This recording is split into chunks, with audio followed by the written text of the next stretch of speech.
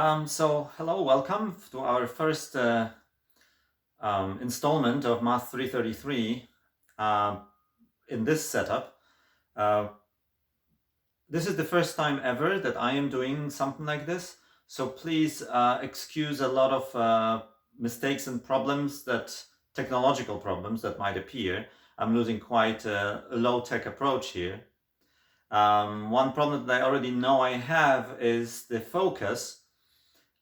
Because I only have an autofocus on my phone and it gets a little bit confused when I point my phone at a whiteboard. Please let me know if you have some big issues with watching these videos, like you cannot hear me or you cannot read the board at all. Otherwise, let's hope we can just together get through this.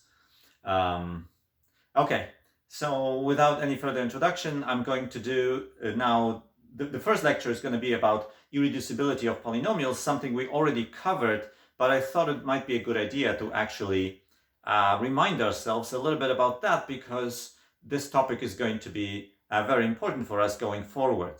So there's going to be nothing new in this lecture. Everything I'm going to say you've already heard about, and I'm also not going to do any proofs. So this is just a review of something you already know, and it's only part one because I try to make sort of smaller, to shoot the videos in smaller chunks so they're easier to download. All right, so let's begin. So as always for us, we're gonna only study polynomials over a field.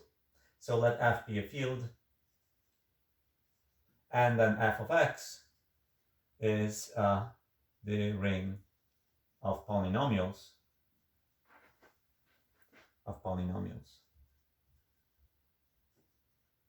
with coefficients. Ring of polynomials with coefficients in f. And now, as you all know, the issue of reducibility or irreducibility of elements actually makes sense in any ring. So let's just quickly remind ourselves what that means to be reducible or irreducible. So if R is a ring,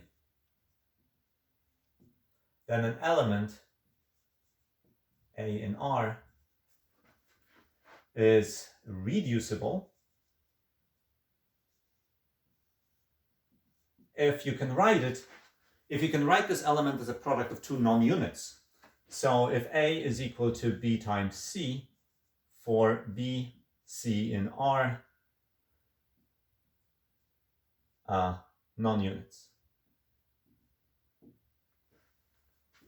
Of course, A is irreducible if it is not reducible. Irreducible. All right, so there's essentially two types of rings that we have studied with regards to this question.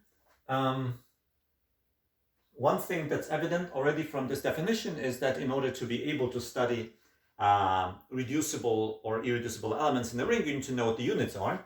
So our first example is when R is the integers, and then the units are plus or minus 1, and the irreducible elements are just the plus or minus primes. The second example is our ring of polynomials over f, and then the units are the non-zero constants.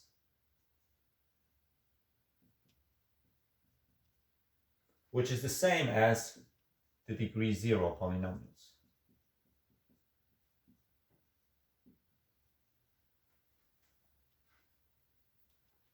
Okay, this suggests that maybe a good way to study the question of reducibility or irreducibility in the ring of polynomials is to look at polynomials of other degrees, which is what we're going to be doing now.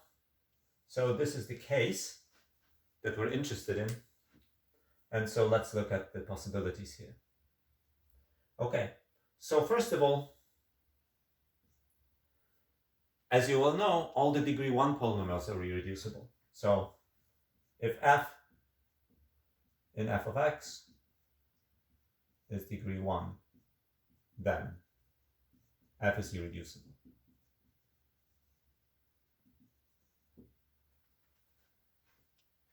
And you might ask, well, what happens if, is this ever actually true? Is the converse of this ever actually true?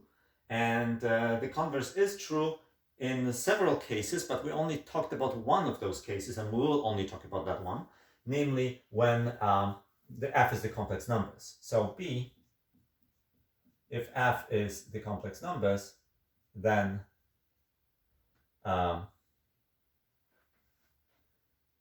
if f is irreducible,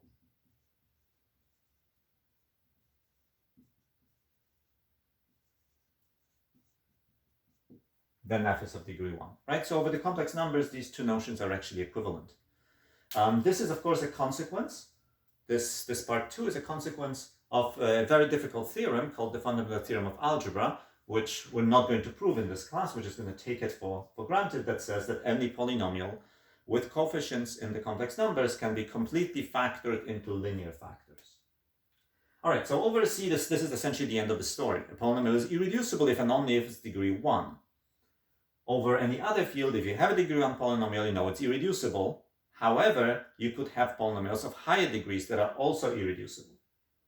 So to analyze the other situations, a useful notion is the notion of a root. So let K be a field extension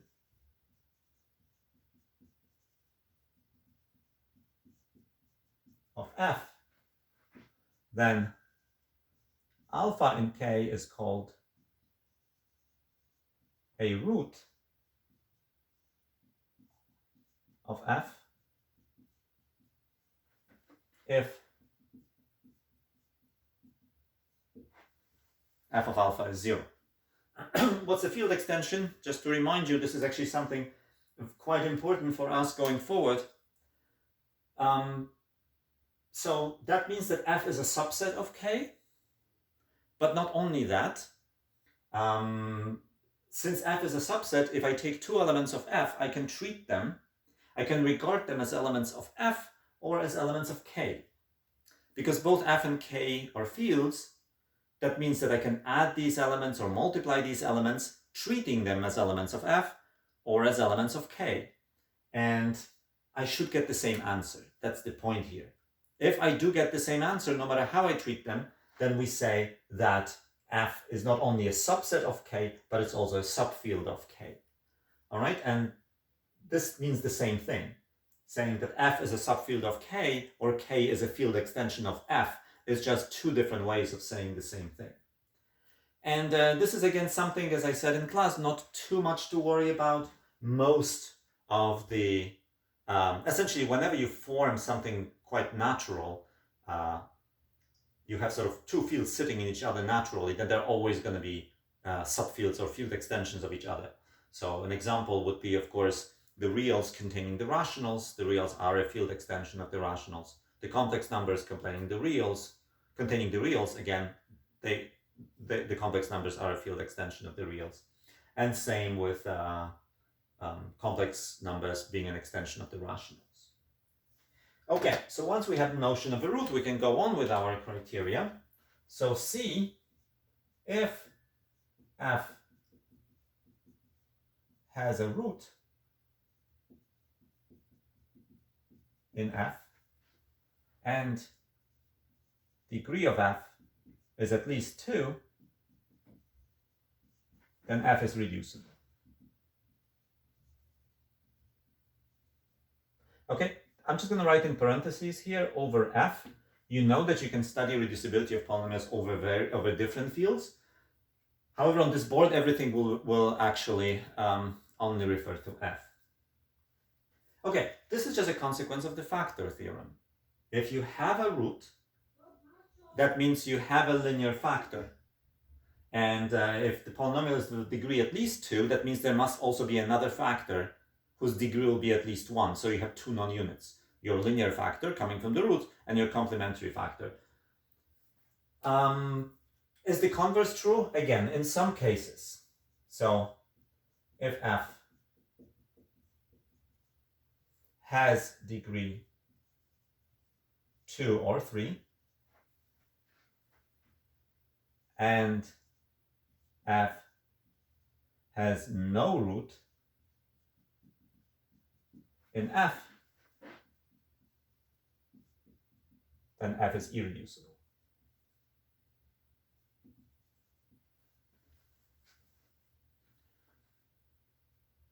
All right, so for degree 2 and 3 polynomials, the converse of this also works. For higher degrees, it's no longer necessarily true. That is, for a degree 4 polynomial, it's possible you might actually not have a root in f, but the polynomial might still be reducible. Okay, we gave examples in class, and we're going to give more examples in the second part of this lecture. So what can you do with higher degree polynomials? Well, there's not that much you can do. There's one very useful theorem that works over Q. It's probably one of the best theorems we have as far as the irreducibility goes, but it only applies to polynomials over Q, and actually polynomials that satisfy very particular conditions. So it's called, of course, the Eisenstein criterion.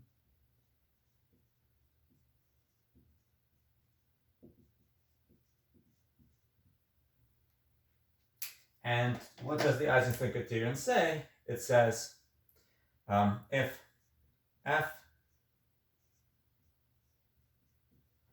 is a polynomial with coefficients in Q, and if you write it out, you see that the first coefficient is actually 1.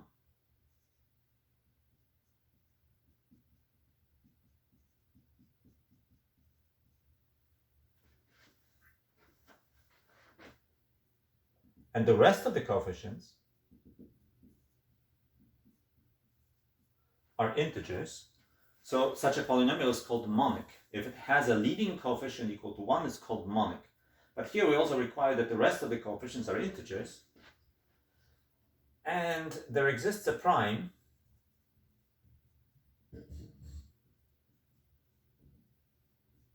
P such that P divides all the coefficients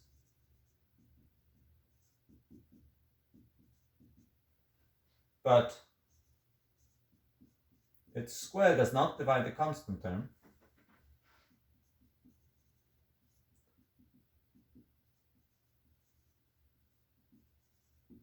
Then f is irreducible. Now here I'm going to write over Q. So that's still in accordance with our convention that here I'm only talking about irreducibility over f, and in this case f, as you see, is Q. However, this is sometimes confusing for people because I introduced now an extra condition that all the coefficients are in Z. Okay, it's not irreducible over Z. That's not what it's saying. It's irreducible over Q. And finally, on the last class, we used the Eisenstein criterion in a very clever way to actually prove irreducibility of a very particular family of polynomials. So this is, I'll just call it irreducibility of certain cyclotomic polynomials.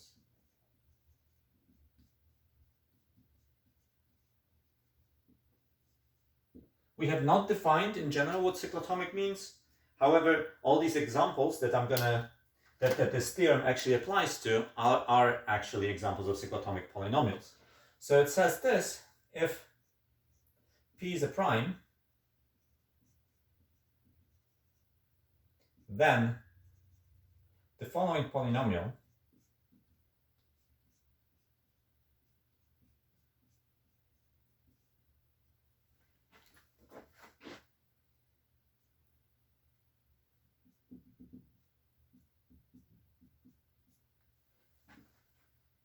which has coefficients in Q, of course you see actually that it has coefficients in Z, right? All the coefficients are equal to 1, is irreducible.